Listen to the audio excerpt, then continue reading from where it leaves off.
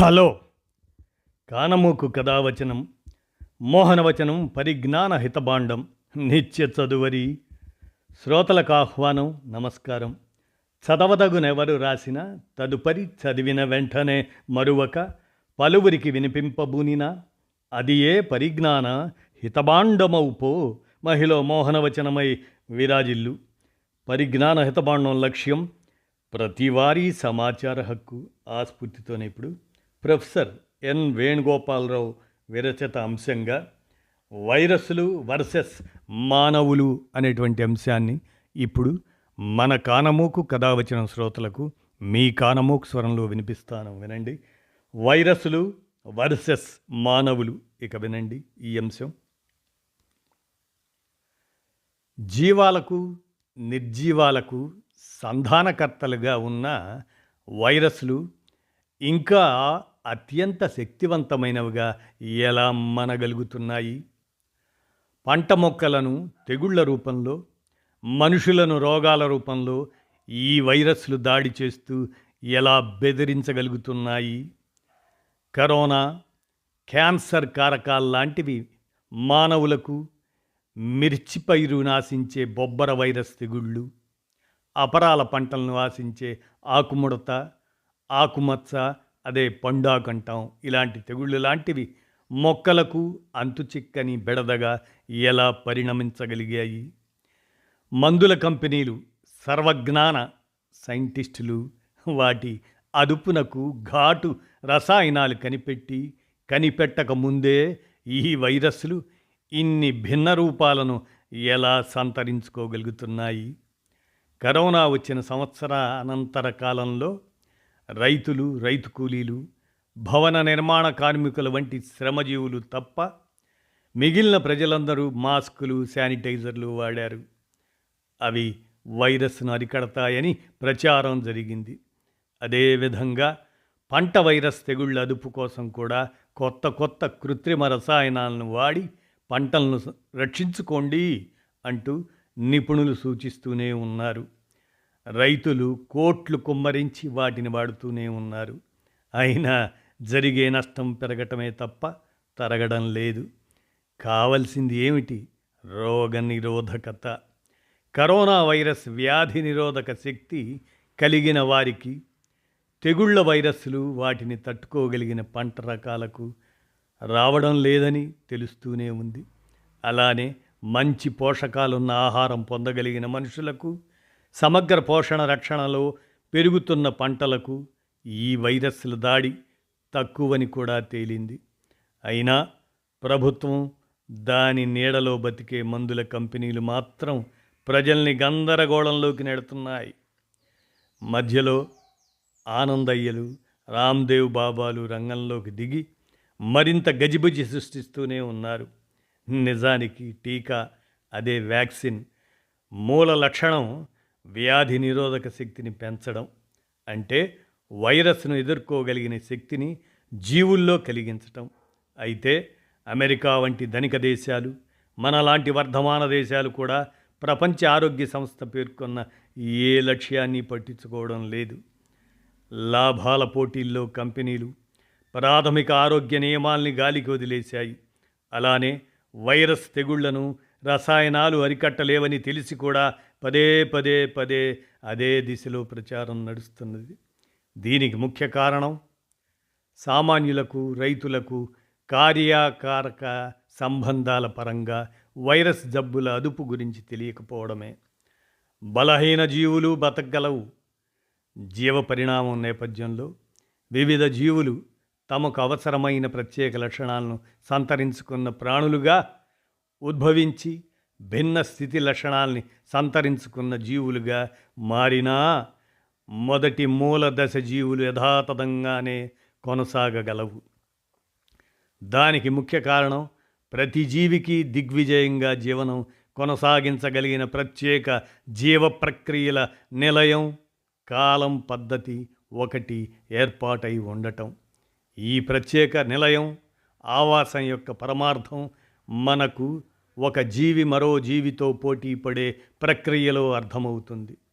ఒకే తిండి, ఒకే కాలం, ఒకే జీవన విధానం గల జీవులు సమాంతరంగా మనలేవు. కొన్ని తొలగిపోతాయి. అనగా జీవుల మనుగడకు మూలమైన ఆహారం, ఆవాసం, పునరుత్పత్తి ప్రక్రియలకు స్థానిక కొరత ఏర్పడుతుంది. ఈ స్థితిలో కొన్ని జీవులు పోటీకి నిలవలేనివి అనివార్యంగా అంతరించిపోతాయి. పరిణామ క్రమంలో అనేక జీవులు అంతరించడాన్ని వివిధ దశల్లో మనం గమనించాం. అయితే జీవులు పోటీకి తట్టుకునే క్రమంలో తమ ఆహార, ఆవాస, పునరుత్పత్తి ప్రక్రియలను మార్చుకోగలవు. దీన్ని పురుగుల్లో కూడా మనం చూడవచ్చు. ఈ ప్రక్రియ వల్ల కొన్ని బలహీనమైన జీవులు కూడా పోటీలో తట్టుకునే స్థితిని సంతరించుకుంటాయి. జన్యుపరమైన వైవిధ్యత, బాహ్య శరీర నిర్మాణాలపై పరిసరాల ప్రభావం ఎక్కువ. డియాక్సీ రైటోజ్ న్యూక్లిక్ ఆమ్లాల కలయిక, ఆర్ఎన్ఏ, దాని ద్వారా నిర్మించబడుతున్న మూల జన్యువులు తమ నిరంతర కలయిక ద్వారా, మార్పుల ద్వారా జీవి రూపాలను ప్రభావితం చేస్తుంటాయి. వీటిని ప్రాథమికమైనవనో బలహీనమైనవనో భావించటం అశాస్త్రీయం. ముఖ్యంగా పరాన్న జీవులైన వైరస్లు, బ్యాక్టీరియా జీవులు నిర్మాణరీత్యా జన్యుపర సౌలభ్యతకు ప్రతీకలు. కానీ ఉన్నత జీవులుగా మనం పేర్కొనే మనుషుల శరీరం నిర్మాణం జన్యుపరంగా ఉత్పరివర్తన, అదే మ్యూటేషన్ చెందడానికి అంత అనుకూలం కాదు. పైగా మానవుల 90% జన్యువులు ఒకే తరహా ప్రక్రియకు మూలాలు. ఇప్పుడు మనం మనుషుల మధ్య చూస్తున్న వైవిధ్యతలన్నీ పరిసరాల ప్రభావంతో మాత్రమే కొనసాగుతున్నవని గుర్తించాలి. ఈ వైరస్లే వేగంగా మారగలవు అనే దాన్ని కూడా గమనించాలి. మరో ముఖ్యమైన అంశం ఏమంటే జీవ పరిణామం ఒకే దిశలో జరుగుతూ ఉండదు. పునరుత్పత్తి, జన్యు వైవిధ్యత, మూల వనరుల లభ్యత, ఇటువంటి అనుకూలతలు కలిగిన జీవుల నుండే ఉన్నత స్థాయి జీవులు రూపొందే అవకాశం ఉంటుందనేది సరైన అభిప్రాయం కాదు. దీన్ని శాస్త్రవేత్తలు నిరూపించారు. వివిధ సంక్లిష్ట పరిస్థితుల నేపథ్యంలో జరిగిన జన్యు కలయికలను బట్టి భిన్నమైన దశలో జీవ పరిణామం జరిగిన ఉదాహరణలు ఎన్నో ఉన్నాయి. సూక్ష్మక్రిములుగా పిలువబడే వైరస్, బూజు, ఫంగస్, మైకోప్లాస్మా, బ్యాక్టీరియాలని తరచుగా ప్రాథమిక జీవులుగా పేర్కొనడం జరుగుతున్నది. వాటి జన్యుపరమైన నిర్మాణం సంక్లిష్టంగా లేకపోవచ్చు, కానీ అవే విజయవంతంగా మనుషుల మీద, జీవుల మీద, వృక్షాల మీద దాడి చేయగలుగుతున్నాయి. వాటి మీద బతకగలుగుతున్నాయి. వేగంగా రూపాంతరం చెందగలుగుతున్నాయి. మన కొలమానాల ప్రకారం ప్రాథమిక జీవులైన వాటికి ఉన్నత జీవులు లొంగిపోతున్నాయి. దీనికి కారణం ఏమంటే జన్యుపరమైన సంక్లిష్టతలు తక్కువగా ఉన్న సూక్ష్మజీవులు మనుగడకు అవసరమైన జన్యు నిర్మాణాన్ని వేగంగా సమకూర్చుకోగలవు. దాన్నే జన్యుపరంగా మ్యూటేషన్ అంటారు. దీన్ని తన మనుగడకు తగిన స్థాయిని పెంచుకోవడం, మార్పులు చేసుకోగలగడం అనుకోవచ్చు. ఇలా వైవిధ్య రూపాలు, వేరియంట్స్ అనివార్యంగా అవతరిస్తాయి. మారాల్సింది మానవుడు. కోవిడ్-19 నేపథ్యంలో ఆలోచిస్తే ఒక ప్రాథమిక జీవి బారిన ఒక ఉన్నత స్థాయి జీవి పడ్డది అనేది అశాస్త్రీయ అవగాహన. నిజానికి మనుషులు ఎప్పుడూ ఉన్నత స్థాయి జన్యుపర నిర్మాణం ద్వారా వైరస్లను దాటిపోలేదు. వాస్తవానికి మనుషుల సంక్లిష్ట జన్యు నిర్మాణమే సూక్ష్మాతి సూక్ష్మజీవులతో పోటీ పడాల్సి వస్తుంది. ఇలా వైరస్లు నిరంతరం రూపాంతరం చెందుతూ తమ మనుగడను కొనసాగిస్తున్నాయి. జీవుల్ని వివిధ రకాల జబ్బుల రూపంలో ప్రభావితం చేస్తున్నాయి. మొదటి, రెండవ తెరల కోవిడ్ల వల్ల లక్షల మంది చనిపోయారు. మూడవ తెరగా మారిన కొత్త రూపాలను, అదే వేరియంట్స్ను చూశాం. అయినా మనుషుల ధోరణి మారడం లేదు.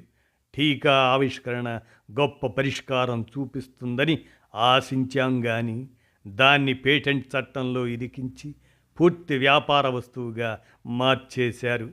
టీకా వాడుక ఉద్యమాలు ధనిక దేశాల్లో విస్తరించినంతగా పేద దేశాల్లో విస్తరించడం లేదు.